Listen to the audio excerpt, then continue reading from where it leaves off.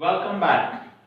Today in this video, we are going to study about a poem of 12th standard CBSE, My Mother at 66. आज इस video में हम 12th standard की flamingo book की first poem my mother eight 66 का study करेंगे. And this poem is written by Kamala Das.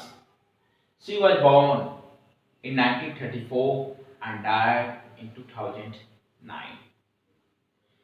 She was born at Malabar in Kerala.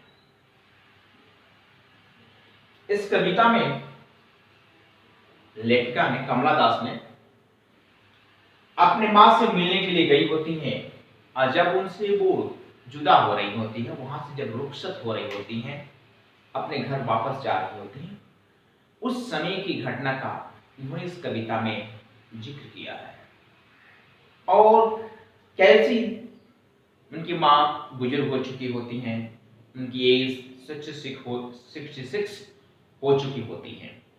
चलिए देखते हैं कविता के माध्यम से कवि ने क्या संदेश दिया है. My mother at 66. Driving from my parents' home to Kochi last Friday morning. Here she is telling that she was returning from her parents, that is from her mother's house to Kochi. गाड़ी से वो अपनी माँ के घर से Kochi airport के लिए जा रहे हैं. I saw my mother beside me. और उनकी मदर उनके बगल में गाड़ी में बैठी होती है. Does open mouthed, her face ashen like that of a corpse and realized with pain.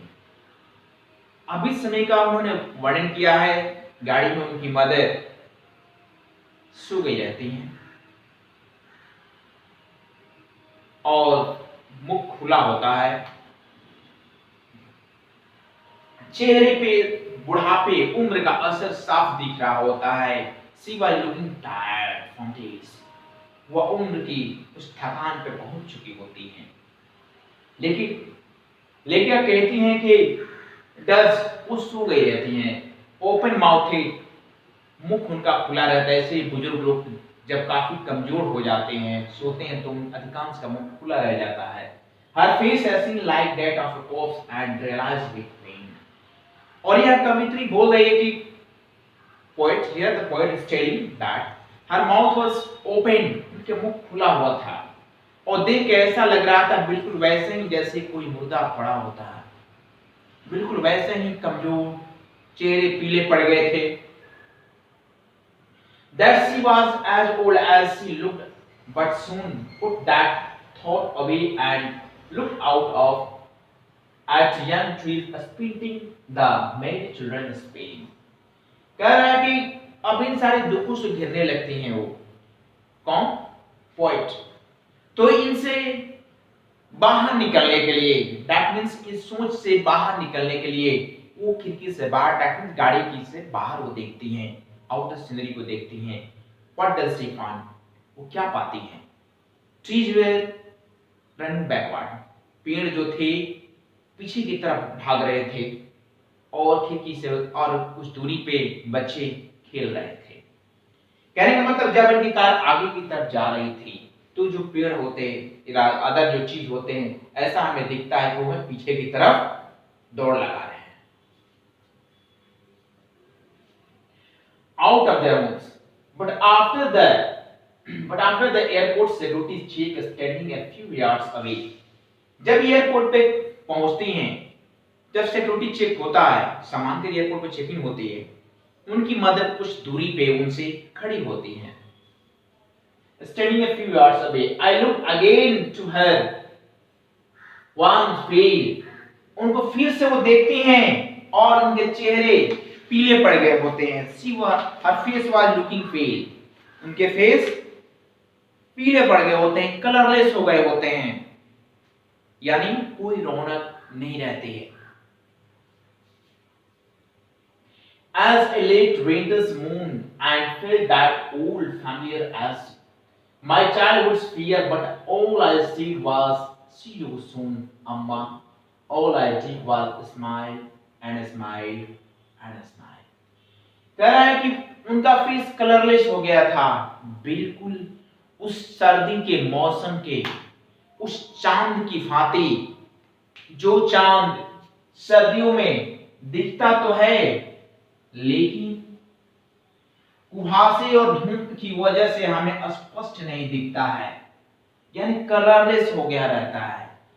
बहुत मिस्ट होते हैं, फॉग होते हैं, और जिस वजह से विंटर की जो चांदनी होती है, रोशनी होती है, कलरलेस होती है, पेल होती है, पीली पड़ हो जाती है।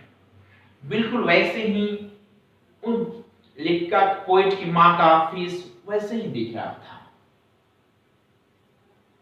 इन सब के बावजूद but all I said was see you soon, और इस सब के बावजूद भी लेखिका उनसे बोलती है कि मैं आपसे फिर से मिलूंगी, सी यू सून। अपने गम को छुपाती हैं, अपने दुख को छुपाती हैं कि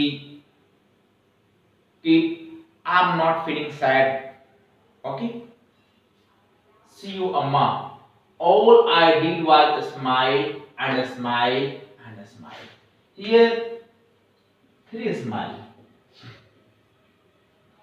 और उन्हें इस बात की तसल्ली थी, इस बात को देखो तसल्ली देते हैं, फिर अगली बार मैं आपसे आकर मिलूंगी, ओके। और smile, smile and smile. Here यहां तीन स्माइल उन्होंने बताया। एक स्माइल तो उसके लिए उन्हें इस बात की, उनसे मिलने की, अपने दुख को वो छुपा रही थी, मुस्कुरा रही थी।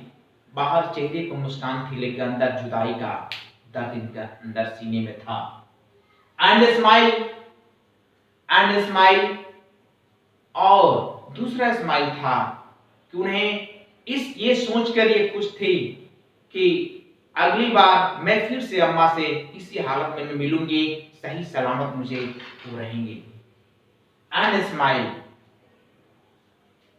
और ये उम्मीद लेकर जा रही थी कि मैं अम्मा से अच्छी तरह से रुखसत होकर मैं यहाँ से मैं विदा हो रही हूँ, मैं अपने घर जा रही हूँ। कविता कैसा लगा आपको कमेंट बॉक्स में जरूर बताएं, और इसी तरह का वीडियो देखते रहने के लिए कृपया हमारे चैनल को सब्सक्राइब करें, लाइक करें and also share with friends. If you have any problem in English British poetry, novel, sonnet, please write your suggestion and question in the comment box. I will try my best to reply your question. Thank you.